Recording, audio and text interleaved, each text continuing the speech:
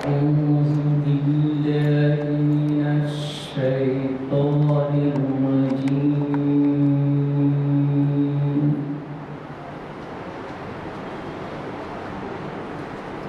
بسم الله الرحمن الرحيم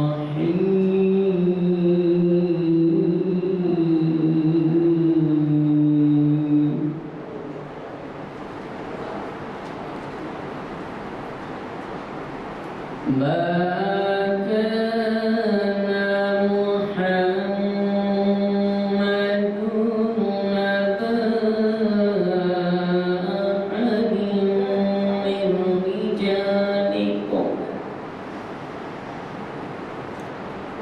من رجالكم ولكن رسول الله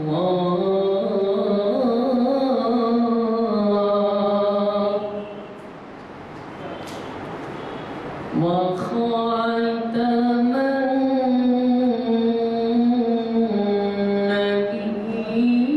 النبيين وكان الله بكل شيء عليما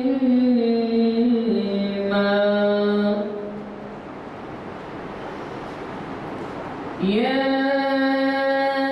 أيها الذين آمنوا اذكروا الله ذكرا كثيرا وسبحوه بكرة وأصيلا صدق الله العظيم. ہمارے افطاری پروگرام کے مطابق آج جیسے کہ بعد نماز اعلان کیا گیا، غزوہ احد حافظ محمد رشاد الدین صاحب شریعت انفارمیشن سروس کی 892ویں نشست کو مخاطب کر رہے ہیں۔ آج بتاریخ 28 شوال 43 ہجری مطابق 30 مئی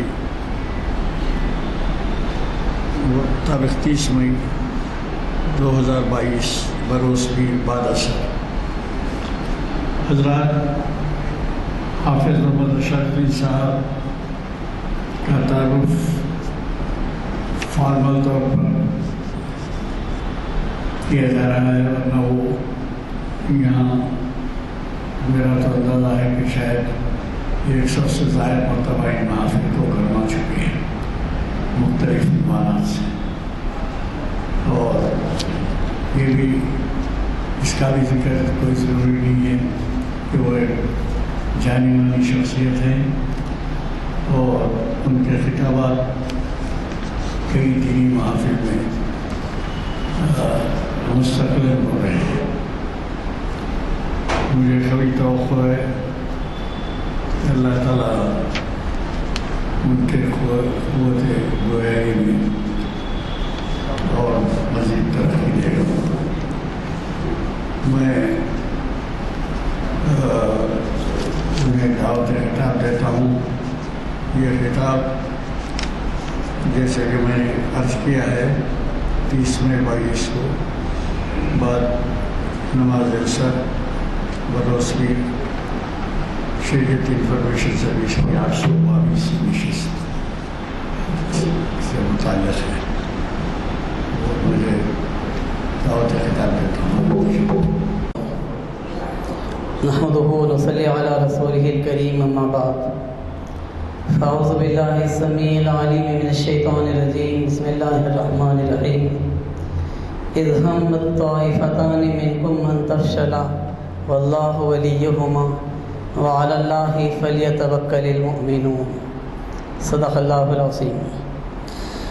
تمام تعریفیں اللہ رب العالمین کے لیے، درود و سلام نبی آخر الزمان محمد ربی صلی اللہ علیہ وسلم پر۔ سامعین محترم، عام طور پر غزوہ بدر اور فتح مکہ کے اوپر ہمارے پاس مختلف پروگرامز ہوا کرتے ہیں۔ بدر کی جنگ رمضان میں لڑی گئی تھی، مکے کی فتح بھی ماہ سیام ہی میں ہوئی تھی، لیکن غزوہ احد شوال کے مہینے میں لڑا گیا تھا۔ اسی مناسبت سے آج کی گفتگو غزوہ احد کے عنوان پر ہو رہی۔ اسلامی تاریخ کی یہ بھی ایک بہت اہم جنگ تھی، جس میں مسلمانوں نے جس والہانہ فداکاری اور نبی اکرم صلی اللہ علیہ وسلم پر جانثاری کا مظاہرہ کیا، رہتی دنیا تک ویسی مثال تاریخ پیش کرنے سے قاصر رہے گی۔ مستند احادیث کو اگر ہم دیکھیں اور سیرت کی کتابوں کا مطالعہ کریں تو اس جنگ کے بارے میں جو تفصیلات ہم کو ملتی ہیں، میں اس موقع پر اس کا خلاصہ آپ کے سامنے رکھنے کی کوشش کروں گا۔ بدر کی جنگ میں جو زبردست قسم کی شکست اہل مکہ کو ہوئی تھی، تو اس نے ان کو بڑا بے چین کر رکھا تھا کہ کسی نہ کسی طریقے سے ہم کو بدلہ لینا چاہیے، انتقام لینا چاہیے۔ چنانچہ اس سلسلے میں 3 لوگوں نے پلاننگ کی۔ ایک ابو جہل کا بیٹا تھا اکرمہ ابن ابو جہل، دوسرا امیہ ابن خلف کا بیٹا تھا صفوان ابن امیہ، اور تیسرے ابو سفیان۔ ان لوگوں نے مل کر منصوبہ بنایا کہ بدر کا بدلہ لیا جانا چاہیے، اور اس کے لیے انہوں نے جو سب سے پہلا کام کیا وہ یہ کہ وہ قافلہ جو بدر کی جنگ سے پہلے بحفاظت ابو سفیان مکہ واپس لانے میں کامیاب رہے تھے، لوگوں کو اس بات پر ابھارا کہ وہ سارا مال تجارت میں منافع کے احد کی جنگ کے لڑنے کے لیے لگا دیا جائے۔ نتیجہ یہ ہوا کہ 1000 اونٹ اور 50,000 دینار کا مال، یہ سارا کا سارا احد کی جنگ کی تیاری کے لیے لگا دیا گیا۔ دوسرا کام جو انہوں نے کیا وہ یہ کہ ابو عزہ نام کا ایک شاعر تھا، اس شاعر کو یہ ذمہ داری دی گئی کہ وہ اپنے اشعار کے ذریعے سے لوگوں کو بھڑکائے اور انتقام کے لیے ان کو ابھارے۔ یہ ابو عزہ شاعر وہ تھا جس پر نبی اکرم صلی اللہ علیہ وسلم نے احسان کر کے بدر کی جنگ میں گرفتار ہونے کے باوجود بغیر فدیے کے چھوڑ دیا تھا۔ حالانکہ اللہ کے رسول صلی اللہ علیہ وسلم نے دیگر لوگوں سے فدیہ لیا تھا، لیکن اس شاعر کے ساتھ اللہ کے رسول نے احسان کا معاملہ کیا تھا، لیکن اس نے احسان فراموشی کی، اور نتیجہ یہ ہوا کہ اس نے اپنے انتہائی خطرناک قسم کے اشعار کے ذریعے سے لوگوں کو اس بات پر ابھارا کہ وہ مسلمانوں سے بدلہ لیں اور انتقام لیں۔ یہ 2 چیزیں تو انہوں نے کی تھی۔ اس درمیان میں مزید ایک چھوٹا سا غزوہ ہوا، غزوہ سویخ کے نام سے۔ اس جنگ کے اندر ابو سفیان کو شدید قسم کی ناکامی سے دوچار ہونا پڑا، اور پھر اس کے بعد مزید ایک سریہ ہوا جو تاریخ میں سریہ زید ابن حارثہ کے نام سے جانا جاتا، اور اس سریہ کے اندر بھی شدید قسم کا معاشی نقصان اہل مکہ کا ہو گیا۔ نتیجہ یہ ہوا کہ ان کے جذبات پر مزید ان دونوں نقصانات نے بھڑکانے کا اور آگ پر جلدی کا کام کیا۔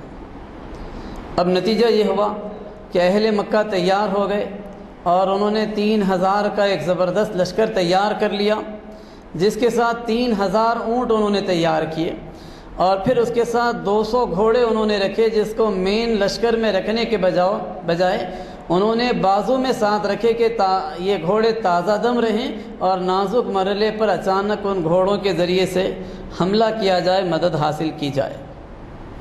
پھر 700 زرہیں اس موقع پر ان کی مدد کے لیے موجود تھی، لوہے کا لباس، جس کے نتیجے میں تلوار کی ضرب کو وہ روکنے میں کامیاب ہو سکتے تھے۔ اور پھر ان کے علاوہ انہوں نے 15 عورتوں کو ساتھ لیا۔ یہ ان کا کلچر تھا کہ وہ جب کبھی جنگ کو نکلتے راتوں میں وہ عورتوں کی محفلیں منعقد کیا کرتے تھے، ناچ اور گانے کی محفلیں ہوا کرتی تھی، باپ دادا کی بہادری کے قصے سنانے کے وہ عادی تھے اس موقع پر۔ چنانچہ اس موقع پر بھی انہوں نے ان 3000 سپاہیوں کے علاوہ 15 عورتوں کو اپنے ساتھ لے لیا، اور پھر اس کے بعد اس لشکر کی جو مرکزی کمانڈ تھی وہ ابو سفیان کو دی گئی۔ ابو سفیان کے بارے میں مورخین یہ لکھتے ہیں کہ اگر بدر کی جنگ میں ابو لہب نہ مارا جاتا، ادبا، شیبہ اور ولید جیسے بڑے سرداران نہیں مارے جاتے، امیہ ابن خلف نہیں مارا جاتا، تو ابو سفیان کو سردار بنانے کی کبھی نوبت ہی نہیں آتی۔ وہ ان کے پاس فرسٹ لیول کا یا فرسٹ لیئر کا لیڈر نہیں تھا، لیکن چونکہ ان کے بڑے بڑے سردار مارے جا چکے تھے، اس وجہ سے اب انہوں نے ابو سفیان کو اپنا سردار بنا لیا، اور اس 3000 کے لشکر کی مرکزی کمانڈ ابو سفیان کے ہاتھ میں دے دی گئی۔ گھوڑ سواروں کا جو رسالہ تھا اس کی کمانڈ خالد ابن ولید کے ہاتھ میں دی گئی۔ وہ مسلمان نہیں ہوئے تھے اس وقت تک، یہ جنگ 3 ہجری کے اندر لڑی گئی، اور خالد ابن ولید صلح حدیبیہ کے بعد یعنی 6 ہجری کے بعد مسلمان ہوئے تھے، اور ابو جہل کے بیٹے اکرمہ کو خالد ابن ولید کا معاون یا اسسٹنٹ بنا دیا گیا۔ اور اس طریقے سے اس لشکر نے جب نکلنے کی پوری تیاری کر لی تو اس موقع پر پرچم تھمایا گیا بنو عبد الدار کے ہاتھوں میں۔ یہ خاص طور پر جانے جاتے تھے پرچم کی حفاظت کے لیے۔ اس قبیلے کے لوگ اپنی جان قربان کر دیتے تھے، لیکن پرچم زمین پر گرنے نہیں دیتے تھے جنگ کے دوران میں، تو بنی عبد الدار انہوں نے پرچم کو سنبھال لیا۔ حضرت عباس رضی اللہ تعالیٰ عنہ نے، جو کہ اس وقت تک مکے ہی میں مقیم تھے، اس کے بعد بھی کافی عرصہ مکے میں مقیم رہے، مسلمان ہو چکے تھے لیکن اپنے ایمان کو چھپائے ہوئے تھے، انہوں نے ایک خط بھجوایا، اپنے ایک نمائندے کو بھجوایا اور کہا کہ بہت تیز رفتاری کے ساتھ نبی اکرم صلی اللہ علیہ وسلم کے پاس جانا اور اللہ کے رسول صلی اللہ علیہ وسلم کو یہ خط پہنچا دینا۔ اور اس خط میں ساری تفصیلات انہوں نے اہل مکہ کی جنگی تیاری کی لکھ دی تھی۔ چنانچہ حضرت عباس رضی اللہ تعالیٰ عنہ کا قاصد، اس نے 500 کلومیٹر کا فاصلہ صرف 3 دنوں میں طے کیا۔ گھوڑے پر 500 کلومیٹر 3 دن میں طے کرنا ظاہری بات ہے ایک بڑا چیلنج کا کام تھا، لیکن حضرت عباس کی ہدایت کے مطابق بہت تیز رفتاری کے ساتھ گھوڑا دوڑاتے ہوئے، کم سے کم وقت آرام کرتے ہوئے، اس قاصد نے حضرت عباس کے خط کو اللہ کے رسول صلی اللہ علیہ وسلم کے پاس پہنچایا۔ جس موقع پر یہ خط پہنچا، اللہ کے رسول صلی اللہ علیہ وسلم مسجد قباء میں تشریف فرما تھے۔ ابی ابن کعب رضی اللہ تعالیٰ عنہ بھی وہاں پر تھے۔ اللہ کے رسول صلی اللہ علیہ وسلم نے اس موقع پر ابی ابن کعب کو یہ خط سنایا، اور پھر اس کے ساتھ اللہ کے رسول صلی اللہ علیہ وسلم نے اپنی عادت کے مطابق انصار اور مہاجرین سے مشورہ کیا کہ ہمیں کیا کرنا چاہیے۔ اللہ کے رسول صلی اللہ علیہ وسلم نے مدینے کے اندر چوکسی کا بھی اعلان کر دیا۔ اب کیفیت یہ ہوئی کہ وہاں پر سخت چوکسی مسلمانوں نے اختیار کی، اتنی چوکسی کی نماز بھی وہ ہتھیار باندھ کر پڑھنے لگے کہ نہیں معلوم کہ اچانک حملہ ہو جائے، اچانک مکی لشکر آ جائے۔ ساری تیاریوں کی اطلاع تو ان کو مل چکی تھی۔ سعد ابن معاذ، سعد ابن عبادہ اور اسید، یہ تینوں مدینے کے بڑے سردار تھے۔ ان تینوں نے یہ ذمہ داری قبول کر لی کہ ہم نبی اکرم صلی اللہ علیہ وسلم کی سیکیورٹی کو دیکھ لیں گے۔ چنانچہ یہ تینوں اللہ کے رسول صلی اللہ علیہ وسلم کی حفاظت میں رات گزارنے لگے۔ ساتھ ہی ساتھ پیٹرولنگ کے لیے کچھ دستے متعین ہو گئے جو مدینے کو آنے والے راستوں کے اوپر پیٹرولنگ کرتے اور نگرانی کرتے رہے کہ کس راستے سے اچانک یہ لشکر حملہ آور ہو جائے۔ مکی لشکر کے جب سفر کا آغاز ہوا تو سفر کے دوران میں وہ اس مقام پر پہنچے جسے مقام میں ابوا کہا جاتا ہے، جہاں اللہ کے رسول صلی اللہ علیہ وسلم کی والدہ حضرت آمنہ کی قبر تھی۔ تو اس مقام پر پہنچنے کے بعد ہندا نے یہ تجویز پیش کی کہ بہتر یہ ہے کہ اس قبر کو اکھاڑ دیا جائے اور اللہ کے رسول کی والدہ کی لاش کو نکالا جائے، اس میں سے اس کی بے حرمتی کی جائے۔ لیکن اسی لشکر کے قائدین نے یہ کہا کہ اگر آج ہم محمد صلی اللہ علیہ وسلم کی والدہ کی قبر کو اکھیڑیں گے تو اس کے بدلے میں نہیں معلوم ماضی کے کتنے لوگوں کی لاشیں اس طریقے سے قبروں سے نکال دی جائیں گی۔ مستقبل میں خوفناک قسم کے اس کے نتائج نکل سکتے ہیں، اس لیے بہتر یہ ہے کہ ایسا کوئی کام نہیں کیا جائے، اور اس تجویز کو مکے کے سرداروں نے ریجیکٹ کر دیا۔ 6 شوال 3 ہجری کا دن تھا، جمعے کا دن۔ اس موقع پر یہ لوگ احد کے میدان کے بالکل قریب میں آ کر عینین نام کا ایک مقام تھا، اس پر اس لشکر نے پڑاؤ ڈال دیا۔ اللہ کے رسول صلی اللہ علیہ وسلم نے مجلس شورا کا اجتماع منعقد کیا اور لوگوں کے سامنے ساری سچویشن رکھ دی۔ اللہ کے رسول صلی اللہ علیہ وسلم کے نمائندے، آپ کے جاسوس، آپ کو پوری اطلاع دے رہے تھے، اور یہ اطلاع مل گئی تھی کہ احد میدان میں آ کر اس لشکر نے پڑاؤ ڈال دیا ہے۔ اللہ کے رسول نے اس موقع پر کہا کہ لوگوں میں تم سے مشورہ چاہتا ہوں کہ کیا کیا جانا چاہیے۔ ساتھ ہی اللہ کے رسول نے اپنے ایک خواب کا بھی تذکرہ کیا۔ اللہ کے رسول صلی اللہ علیہ وسلم نے ایک خواب دیکھا تھا کہ گائیں ذبح کی جا رہی ہیں، اور پھر اس کے ساتھ اللہ کے رسول صلی اللہ علیہ وسلم نے یہ بھی دیکھا تھا کہ آپ کی تلوار کے کونے پر، سرے پر کچھ شکستگی کی کیفیت، اور پھر اللہ کے رسول نے یہ بھی دیکھا کہ آپ نے ایک محفوظ زرہ کے اندر اپنے ہاتھ کو ڈالا۔ اللہ کے رسول نے مجلس شورا کے سامنے اپنے اس خواب کا تذکرہ بھی کیا اور تعبیر بھی بتلائی۔ آپ نے تعبیر یہ بتلائی کہ گائیں ذبح کی جا رہی ہیں سے مراد یہ ہے کہ میرے ساتھی صحابہ شہید ہوں گے، اور پھر اللہ کے رسول صلی اللہ علیہ وسلم نے یہ کہا کہ میری تلوار کے کونے پر شکستگی سے مراد یہ ہے کہ میرے خاندان کا ایک فرد شہید کیا جائے گا۔ پھر مزید اللہ کے رسول صلی اللہ علیہ وسلم نے یہ بھی کہا کہ ایک مضبوط زراح میں نے ہاتھ ڈالی ہے، تو اس کا مطلب یہ ہے کہ مجھے مشورہ دیا گیا کہ میں مدینے میں رہ کر ایک دفاعی جنگ لڑوں، یہ محفوظ مقام ہمارے لیے ہوگا۔ اللہ کے رسول نے اپنا خواب لوگوں کے سامنے سنا دیا، سچویشن رکھ دی، اور پھر اس کے بعد لوگوں سے کہا کہ لوگوں مجھے مشورہ دو کہ اب کیا کرنا چاہیے۔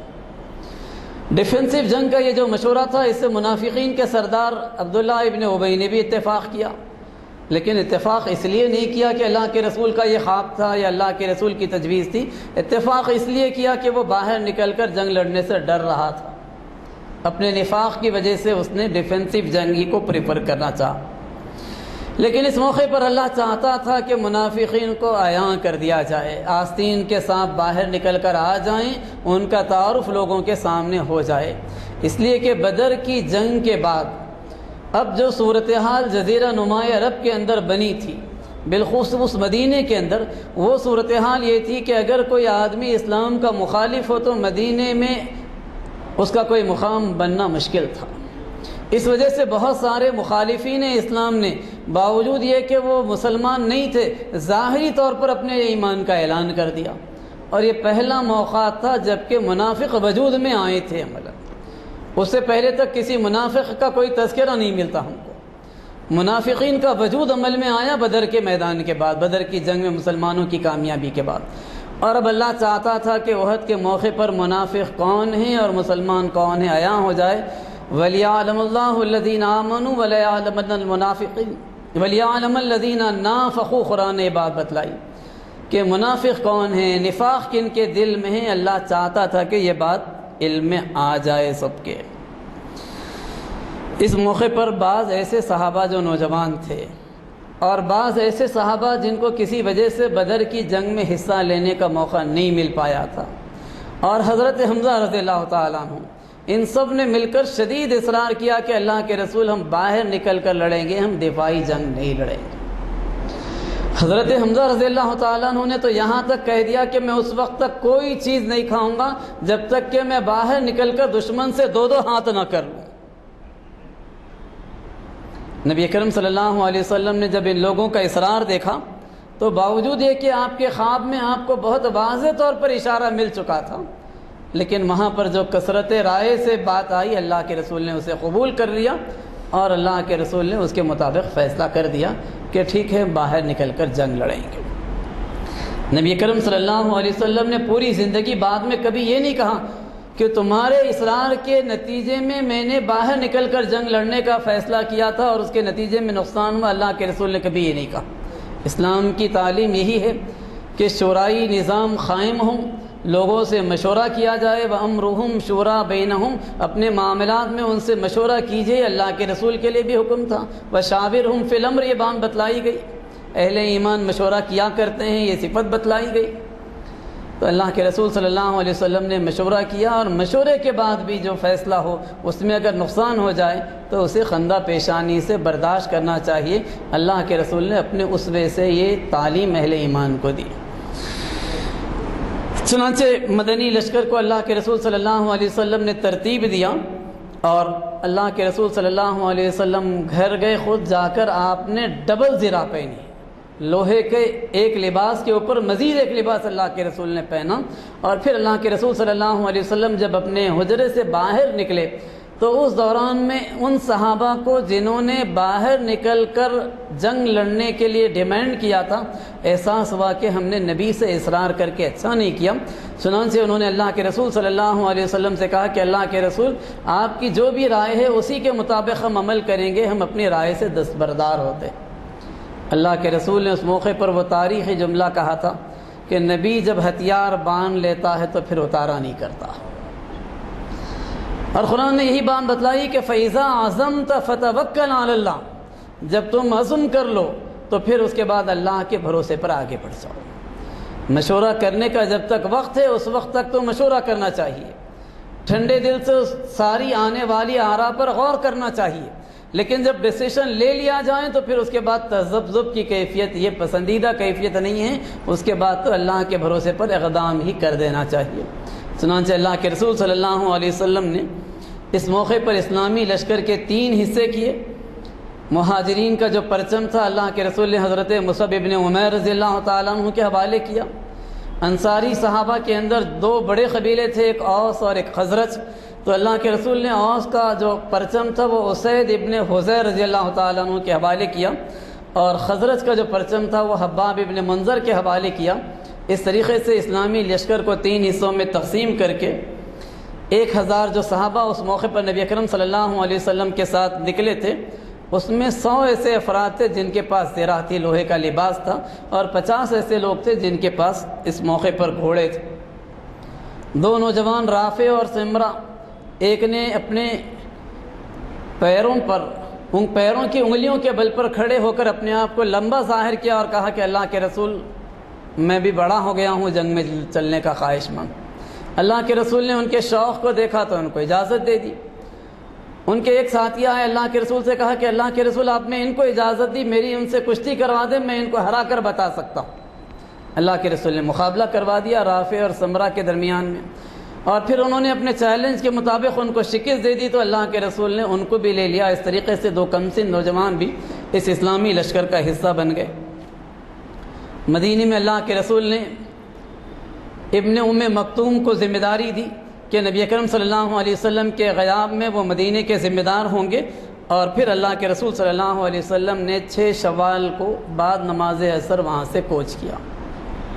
7 شوال کو اللہ کے رسول صلی اللہ علیہ وسلم نے نماز فجر سے پہلے بالکل مدینے کے باہر نکل کر احد کے قریب پہنچ کر پڑاؤ ڈال دیا۔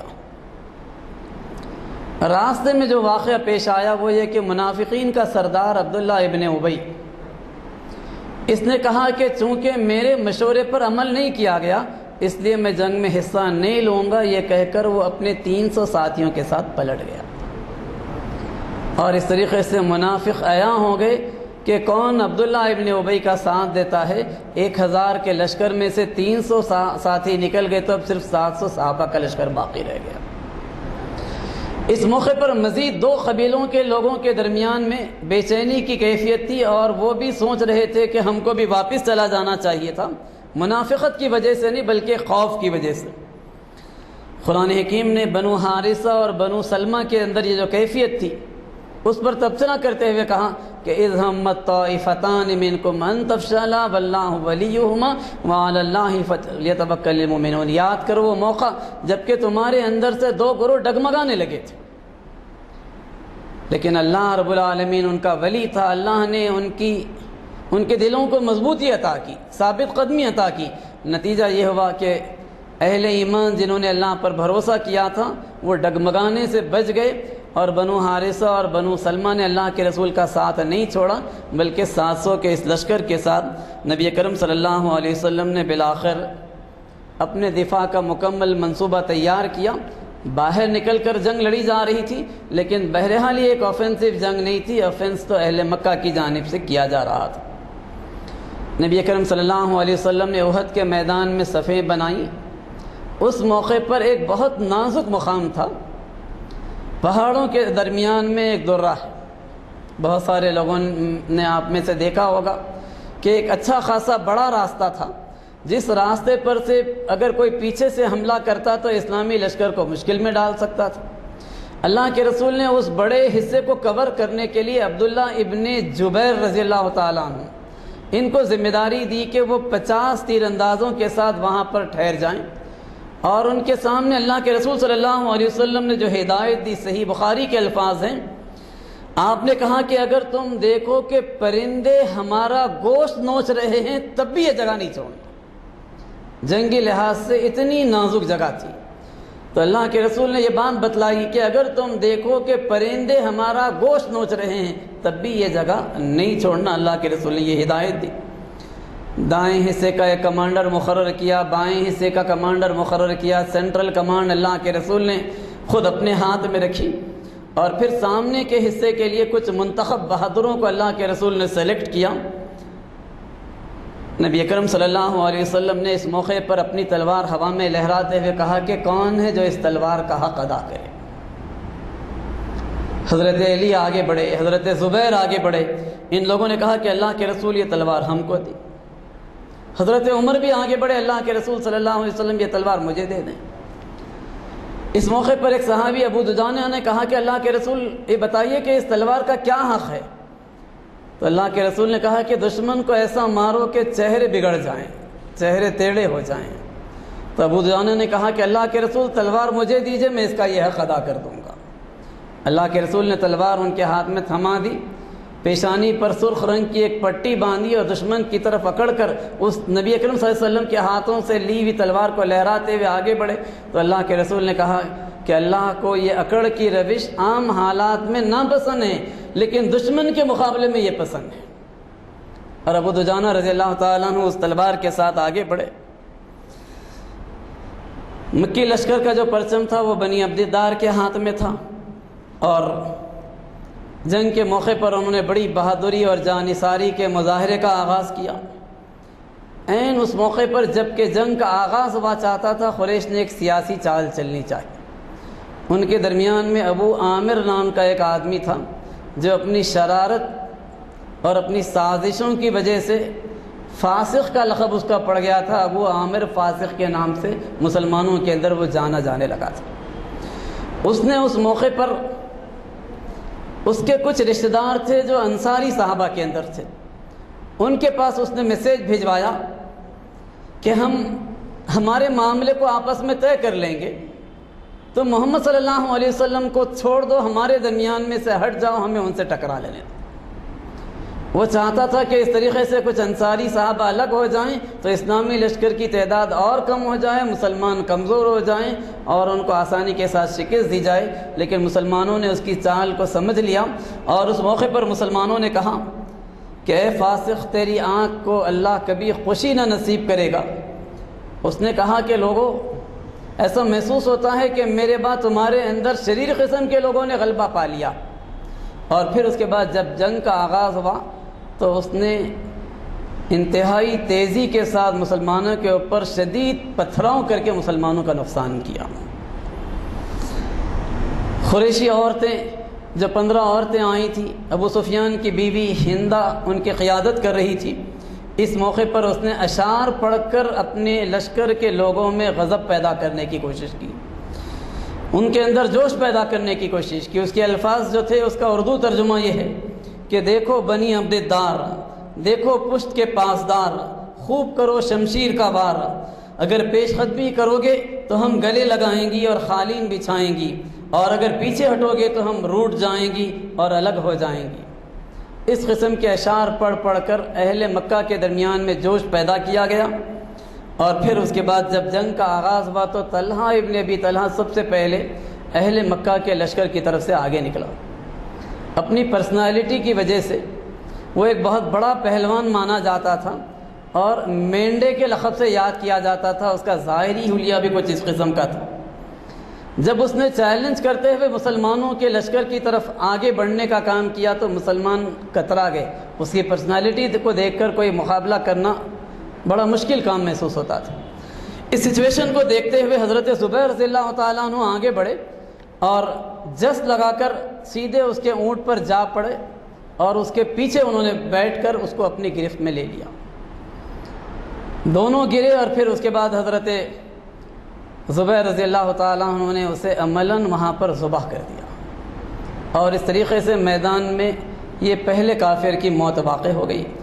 اللہ کے رسول صلی اللہ علیہ وسلم زبردست پہلوان کے مارے جانے پر اتنے خوش ہوئے کہ فرط مسرت سے آپ نے نعرے تکبیر کو بلند کیا اور پھر سارے مسلمانوں نے نبی کا ساتھ دیا۔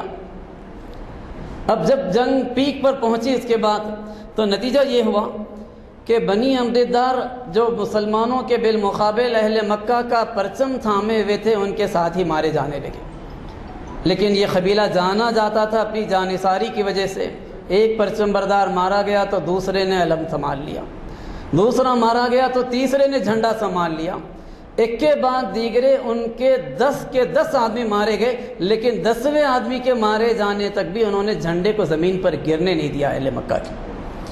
تو اس طریقے سے انہوں نے پرچم کو سنبھالنے کا جو حق تھا وہ ادا کیا، اور جب ان کا 10واں آدمی مارا گیا تو پھر اس کے بعد ان کی جو ذمہ داری تھی وہ ذمہ داری بہرحال ختم ہو گئی۔ ایک غلام نے آگے بڑھ کر اس موقع پر اس پرچم کو سنبھالا اہل مکہ کی طرف سے۔ مسلمان ہر جنگ کے موقع پر اپنے شعار کے طور پر کوئی سلیکٹڈ الفاظ، کوئی کوڈ ورڈ کے طور پر استعمال کر لیا کرتے تھے۔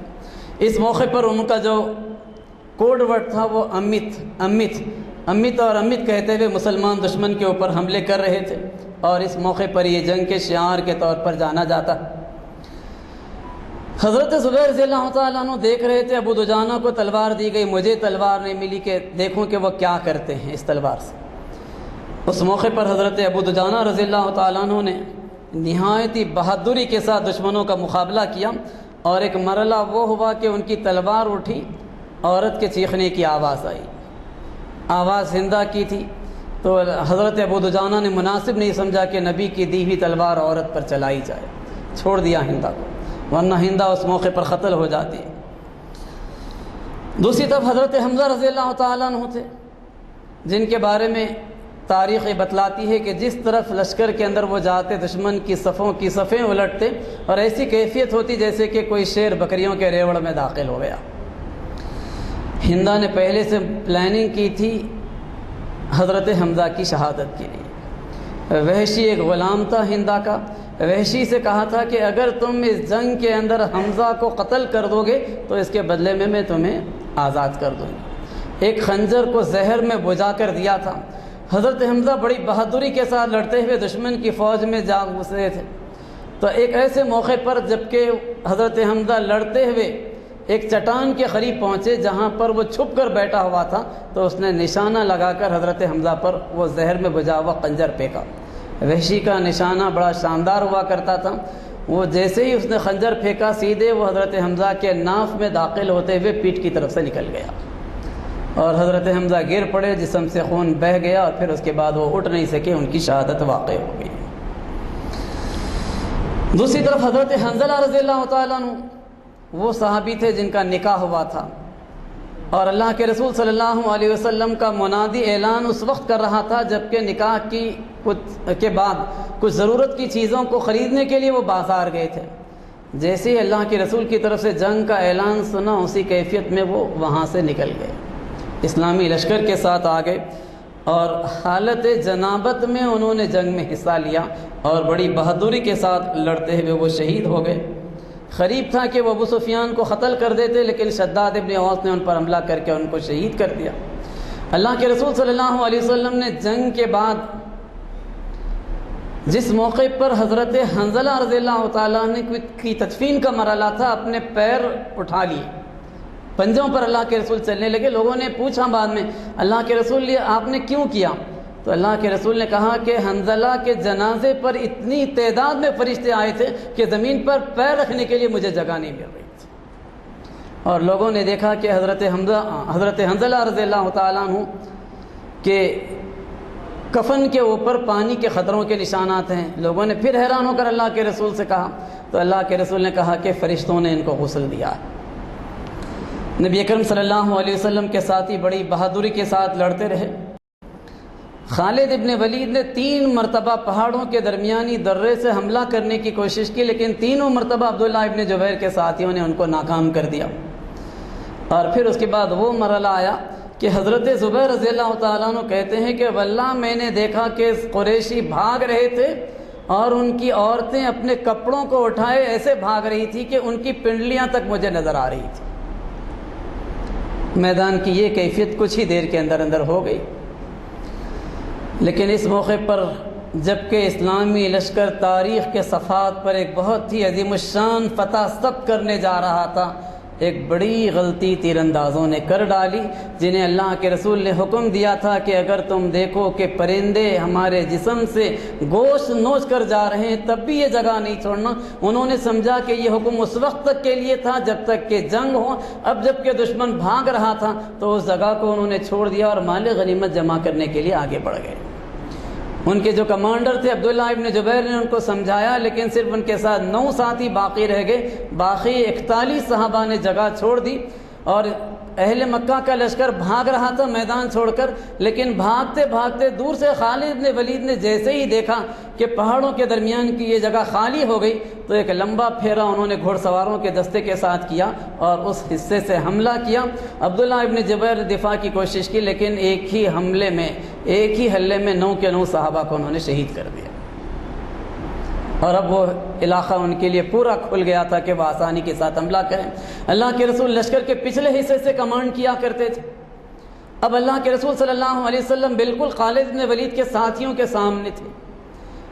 اب سچویشن یہ تھی کہ اللہ کے رسول اگر پکارتے کہ مسلمانوں خالد بن ولید آ رہے ہیں تو اللہ کے رسول کی آواز پہچانی جاتی اور اس کے نتیجے میں اللہ کے رسول پر حملہ ہو جاتا، اور اگر اللہ کے رسول صلی اللہ علیہ وسلم خاموشی کے ساتھ پہاڑ پر چڑھ جاتے تو آپ کی جان تو بچ جانے کا امکان تھا، آپ کے اوپر حملہ ممکن ہے کہ اس صورت میں نہیں ہوتا، لیکن اسلامی لشکر بے خبری میں بری طریقے سے مارا جاتا۔ اللہ کے رسول نے اپنی جان پر اسلامی لشکر کو ترجیح دی اور پکار کر کہا کہ لوگوں خالد بن ولید پیچھے سے حملہ آور ہو رہے ہیں۔ جیسے ہی اللہ کے رسول نے اعلان کیا آپ کی آواز پہچان لی گئی، اور پھر خالد بن ولید کے ساتھیوں میں سے ایک گروپ نے سیدھے اللہ کے رسول پر اٹیک کر دیا۔ نبی اکرم صلی اللہ علیہ وسلم پر جو حملہ تھا وہ حملہ بڑا شدید قسم کا حملہ تھا۔ سب سے پہلے سعد ابن ابی وقاص رضی اللہ تعالیٰ عنہ کے بھائی عتبہ ابن ابی وقاص نے اللہ کے رسول صلی اللہ علیہ وسلم کو پتھر مارا۔ اس کا نتیجہ یہ ہوا کہ آپ کا نچلا ہونٹ پھٹ گیا، زخمی ہو گیا۔ اس موقع پر مزید ایک آدمی عبداللہ ابن شہاب، اس نے اللہ کے رسول کی پیشانی پر حملہ کر کے زخمی کر دیا۔ اس کے بعد عبداللہ ابن خما آگے بڑھا اور اس نے کہا کہ میں ابن خما ہوں، یعنی توڑ ڈالنے والے کا بیٹا ہوں، اور یہ کہہ کر اللہ کے رسول کے کاندھے پر اس نے تلوار کی ایک ضرب لگائی، چونکہ اللہ کے رسول ڈبل لوہے کا لباس پہنے ہوئے تھے اور وہ کٹ نہیں سکا، لیکن اتنی شدید ضرب تھی کہ 1 مہینے تک آپ کے کاندھے میں اس کے نتیجے میں تکلیف رہی۔ پھر اس کے بعد جب اس نے دوسری ضرب لگائی تو آپ کے آنکھ کا نچلا حصہ زخمی ہو گیا۔ ابو عامر فاسق نے جنگ سے پہلے کچھ گڑھے کھدوا دیے تھے تاکہ مسلمانوں کو نقصان پہنچے، اور یہ نقصان اللہ کے رسول کو ہو گیا۔ اللہ کے رسول صلی اللہ علیہ وسلم اس گڑھے میں گر گئے۔ نتیجہ یہ ہوا کہ لوہے کی جو کڑیاں تھیں وہ اللہ کے رسول صلی اللہ علیہ وسلم کے چہرے کے اوپر دھس گئیں اور خون بہنے لگا۔ اللہ کے رسول صلی اللہ علیہ وسلم کی کیفیت یہ تھی کہ اس حال میں بھی کہتے جاتے تھے کہ اے اللہ اس قوم کو بخش دے، یہ مجھے نہیں جانتے۔ اس موقع پر نبی اکرم صلی اللہ علیہ وسلم کے پاس صرف 9 صحابی باقی رہ گئے تھے جو نبی کا ڈیفنس کرنے کی کوشش کر رہے تھے۔ 7 انصاری صحابہ تھے اور 2 مہاجر صحابہ تھے۔ تھوڑی دیر کی کوشش کے اندر 7 انصاری صحابہ بھی شہید ہو گئے۔ اب اللہ کے رسول کی سچویشن اتنی نازک تھی کہ حضرت طلحہ اور سعد ابن ابی وقاص کے علاوہ کوئی آپ کے دفاع کے لیے موجود نہیں رہ گیا تھا۔ حضرت طلحہ نے اس موقع پر اپنے ہاتھوں پر تلواروں کو روکا، تیر کو روکا، اور جب دشمن حملہ کرتے ہوئے قریب آ گیا تو اللہ کے رسول صلی اللہ علیہ وسلم کی طرف جھک گئے، اپنا چہرہ اللہ کے رسول صلی اللہ علیہ وسلم کے اوپر کر لیا تاکہ کوئی بھی تلوار یا تیر آئے تو میری پیٹھ پر پڑے لیکن نبی پر نہ پڑے۔ ایک موقع ایسا بھی آیا کہ ان کے ہاتھ پر ایک تلوار کی ضرب لگی تو سی کی آواز نکل گئی زبان سے۔ اللہ کے رسول صلی اللہ علیہ وسلم نے جنگ کے بعد کہا کہ اس موقع پر اگر سی کہنے کے بجائے بسم اللہ تم کہہ دیتے تو فرشتے تمہیں اپنے ہاتھوں پر اٹھا لیتے اور لوگ دیکھ لیتے اس منظر کو۔ نسائی کے اندر یہ حدیث آئی ہے، اللہ کے رسول کے یہ الفاظ ملتے ہیں۔ نبی اکرم صلی اللہ علیہ وسلم کا دفاع دوسری طرف سعد بن ابی وقاص کر رہے تھے جو بہت ہی شاندار تیر انداز تھے۔ اس طریقے سے انہوں نے دشمنوں کا دفاع کیا کہ اللہ کے رسول کی زبان سے ایک موقع پر یہ جملہ نکل گیا کہ سعد تم تیر پر تیر چلاؤ، میرے ماں باپ تم پر قربان۔ اللہ کے رسول کسی صحابی کے بارے میں یہ بات کہیں تو اندازہ کیجئے کہ انہوں نے کس لحاظ سے اس جنگ میں نبی کا دفاع کیا تھا، اندازہ کیا جا سکتا ہے۔ اللہ کے رسول صلی اللہ علیہ وسلم بعد میں بھی آپ نے کہا کہ اگر کسی شہید کو زمین پر چلتا ہوا دیکھنا چاہتے ہو تو طلحہ کو دیکھ لو۔ ترمذی کے اندر یہ الفاظ ملتے ہیں۔ اسی طریقے سے حضرت ابوبکر نے جنگ کے بعد کہا کہ یہ جنگ اگر کسی کی تھی تو وہ طلحہ کی جنگ تھی۔ اس طریقے سے انہوں نے نبی کا دفاع کیا تھا۔ سعد بن ابی وقاص کہتے ہیں کہ میں نے اس موقع پر جبکہ ہم دونوں ہی نبی کا دفاع کرنے میں صرف دو ہی لوگ باقی رہ گئے تھے تو دو سفید کپڑے پہنے لوگوں کو دیکھا کہ وہ نبی کا دفاع کر رہے ہیں۔ میں نے اللہ کے رسول سے بعد میں پوچھا کہ یہ دونوں کون تھے تو اللہ کے رسول نے بتلایا کہ ایک جبرائیل تھے اور دوسرے میکائیل علیہ السلام تھے۔ اللہ نے اس طریقے سے نبی کا دفاع کروایا، اور پھر اس دوران میں جیسے ہی اس بات کی اطلاع ملی کہ نبی اکرم صلی اللہ علیہ وسلم زخمی ہو گئے ہیں، حضرت ابوبکر دوڑتے ہوئے آئے، ابو عبیدہ ابن جراح اس رفتار سے دوڑتے ہوئے آئے کہ سیرت نگار یہ لکھتے ہیں کہ دیکھنے والوں نے ایسا محسوس کیا جیسا کہ چڑیا اڑتے ہوئے آ رہی ہے، اس رفتار سے وہ آئے۔ نبی اکرم صلی اللہ علیہ وسلم کے چہرے پر اس وقت لوہے کی کڑیاں دھسی ہوئی تھیں۔ حضرت ابوبکر نے نکالنا چاہا تو حضرت ابو عبیدہ نے کہا کہ آپ ہٹ جائیے، واللہ مجھے نکالنے دیجیے۔ اپنے دانتوں سے پکڑ کر انہوں نے جب کڑی کو کھینچا ایک تو ان کا دانت ٹوٹ کر زمین پر گر گیا، خون بہنے لگا۔ حضرت ابوبکر نے کہا کہ ابو عبیدہ آپ ہٹ جائیے، مجھے دوسری کڑی نکالنے دیجیے، تو انہوں نے کہا کہ واللہ یہ سعادت میرے ہی حصے میں آنے دیجیے۔ دوسری کڑی نکالی تو دوسرا دانت ٹوٹ کر زمین پر ان کا گرا، لیکن دونوں کڑیوں کو بہرحال انہوں نے اللہ کے رسول کے جسم سے نکال کر نبی اکرم صلی اللہ علیہ وسلم کو محفوظ کیا۔ اس دوران میں مزید اور 7 صحابہ وہاں پر آ گئے، انہوں نے اللہ کے رسول کو پہاڑ پر پہنچا کر محفوظ کر دیا۔ مشرکین کے دباؤ میں شدید اضافہ ہوا، اور پھر کچھ دیر کے بعد حضرت مصعب ابن عمیر رضی اللہ تعالیٰ عنہ شہید کر دیے گئے۔ مصعب ابن عمیر نبی اکرم صلی اللہ علیہ وسلم سے ملتے جلتے تھے، ان کو شہید کرنے والے نے اعلان کر دیا کہ میں نے محمد کا قتل کر دیا۔ اور جیسے ہی نبی اکرم صلی اللہ علیہ وسلم کے قتل کی یہ افواہ پھیلی، مسلمانوں کے اندر ایک بے چینی کی کیفیت پیدا ہوئی۔ حضرت عمر نے تلوار پھینک دی کہ نبی کے بعد اب لڑ کر کیا حاصل۔ انس ابن نضر آئے اور انہوں نے کہا کہ لوگوں، جب نبی نے اس راہ میں جان دے دی ہے تو ہم بھی اس راہ میں جان دے دیں گے، اب جینے کا کیا فائدہ۔ یہ جب انہوں نے اعلان کیا تو ان کے ساتھ 5 ساتھی اٹھے اور پوروں نے لڑتے ہوئے بڑی بہادری کے ساتھ جان دے دی۔ مسلمانوں نے اس جنگ میں نبی اکرم صلی اللہ علیہ وسلم کا دفاع بھی کیا، اور جس طریقے سے فداکاری کے یہ مظاہرے مسلمانوں نے کیے، وہ مظاہرے رہتی دنیا تک اہل ایمان کے ایمان میں تازگی عطا کرتے رہیں گے۔ اس کے بعد وہ مرحلہ آیا جب کہ مشرکین نے آخری حملہ کیا، اور آخری حملہ کرتے ہوئے انہوں نے کوشش کی کہ اس پہاڑ پر چڑھے جہاں پر اللہ کے رسول چڑھائے گئے تھے، لیکن اس موقع پر حضرت عمر رضی اللہ تعالیٰ عنہ اور ان کے کچھ ساتھیوں نے مل کر ان کو وہاں سے اترنے پر مجبور کر دیا۔ نتیجہ یہ ہوا کہ ابو سفیان اور خالد ابن ولید جو پہاڑ پر چڑھ رہے تھے وہ اترنے پر مجبور ہو گئے۔ اس موقع پر ہندا نے مسلمانوں کی لاشوں کا مسئلہ کیا، حضرت حمزہ کی لاش کے کان کاٹے، ناک کاٹا، اور پھر اس کے بعد اس نے دل کو چیرا، کلیجہ نکالا، چبایا، نگلنا چاہا، نہیں نگل سکی تو اگل دیا۔ ابن حشام کے اندر مزید یہ بات ملتی ہے کہ ان کٹے ہوئے کانوں اور ناکوں کا مسلمانوں کی اس نے لے کر باقاعدہ ایک ہار بنایا، پیروں میں پہننے کے لیے پازیب اس نے بنائے۔ اس طریقے سے لاشوں کا مسئلہ کیا گیا، اور اس موقع پر ابو سفیان اور حضرت عمر کے درمیان میں مکالمہ ہوا۔ ابو سفیان نے نیچے سے پکار کر کہا کہ کیا تم میں محمد ہیں؟ اللہ کے رسول نے کہا کہ خاموش رہو، جواب مت دو۔ تو پھر اس نے پکارا کہ کیا تم میں ابو بکر ہیں؟ پھر کوئی جواب نہیں ملا۔ تو پھر پکارا کہ کیا تم میں عمر ہیں؟ پھر کوئی جواب نہیں ملا۔ تو اس نے خوشی کے ساتھ اعلان کیا کہ سب کے سب مارے گئے۔ حضرت عمر سے اس موقع پر نہیں رہا گیا، انہوں نے پکار کر کہا اے دشمن خدا، ہم سب زندہ ہیں۔ اور پھر اس کے بعد تاریخ نگار اور سیرت نگار لکھتے ہیں کہ یہ بڑی عجیب سچویشن تھی، جبکہ دشمن ایک جنگ میں کامیابی حاصل کرنے میں کامیاب ہو گیا، اس کے باوجود پتہ نہیں کیا وجہ تھی کہ فوراً تیزی کے ساتھ انہوں نے میدان چھوڑ دیا اور وہاں سے نکل کر چلے گئے۔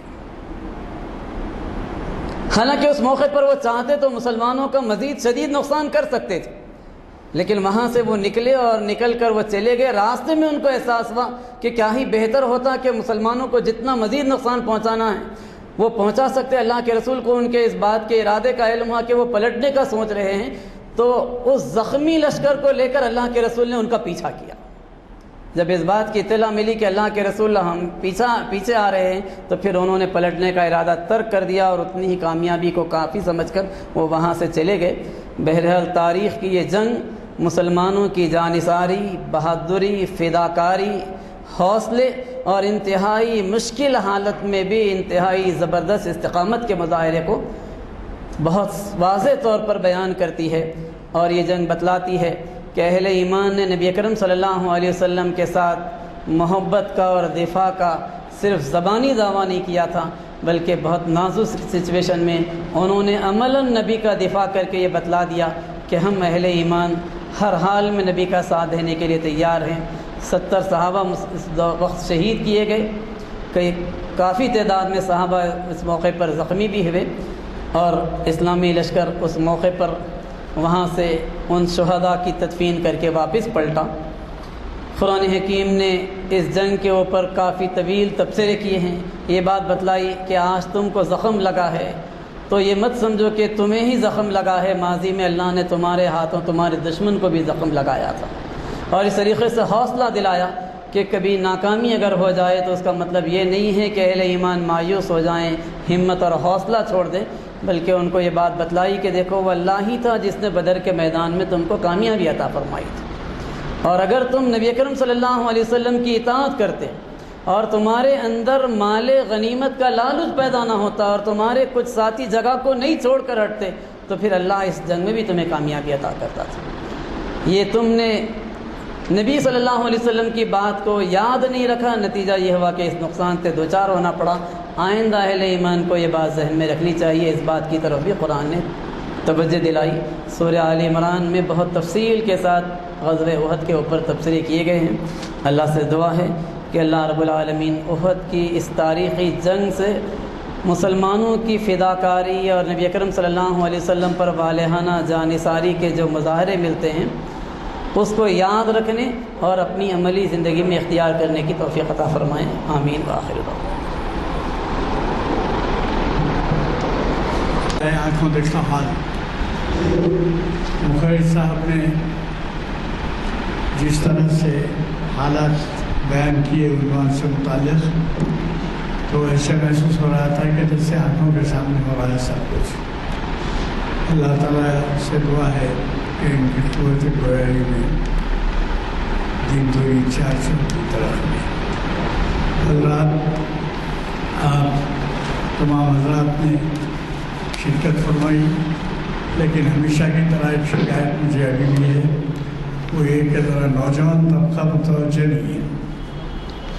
باوجود اس کے کالجز بند، اسکول صبح کے یہ سب ہیں، لیکن دیکھیے یہاں ان محافل میں شرکت سے نہ صرف یہ کہ ایک اہم خدمت آپ کر رہے ہیں دین کی، بلکہ یہ بھی ہے کہ نوجوانوں کو راغب کرنے کی بھی ذمہ داری ہے۔ آپ جا کے دیکھیے خصوصاً مسلمان محلوں میں کہ رات وقت عشاء کے بعد بعض لوگ نماز سے واپس ہوتے ہیں تو چبوتروں پر بچے بیٹھے گپ شپ میں مصروف رہتے ہیں، نماز میں تو شرکت نہیں کرتے لیکن یہ طریقہ اختیار کرتے ہیں، تو اس کی طرف بھی توجہ لازمی ہے۔ حضرائے کرم توجہ فرمائیں کہ زیادہ سے زیادہ تعداد میں نے اس سے پہلے بھی ایک نسخہ بتایا تھا کہ کم از کم ایک نوجوان کو ساتھ لائیے، تو اس کو یہ تو محفوظ اندازہ ہوگا کہ ہمیں جڑ کر بیٹھنے کی کیوں ضرورت ہے اور جڑ کر بیٹھنے کے کیا فوائد ہیں۔ اور جماعت اسلامی کا جو منشور ہے اس میں خود اس بات کی طرف جو ہے کہ ہم اس طرح کے محافل سے استفادہ کریں۔ آئندہ کے بارے میں عرض کر دوں میں کہ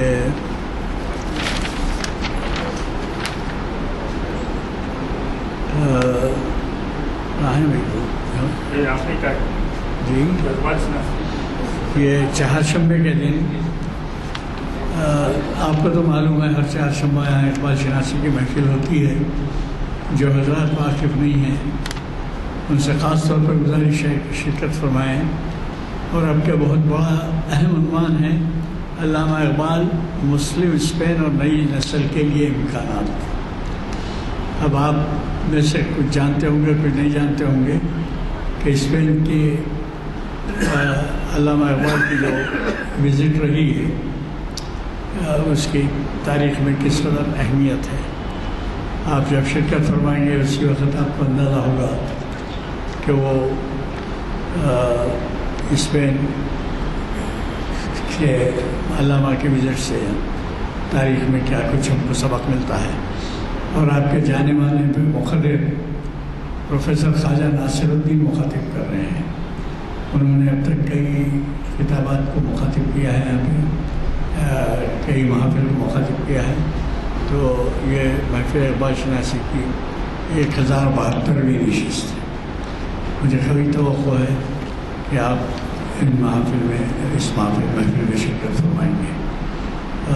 میں گزارش کرتا ہوں دعا کے لیے۔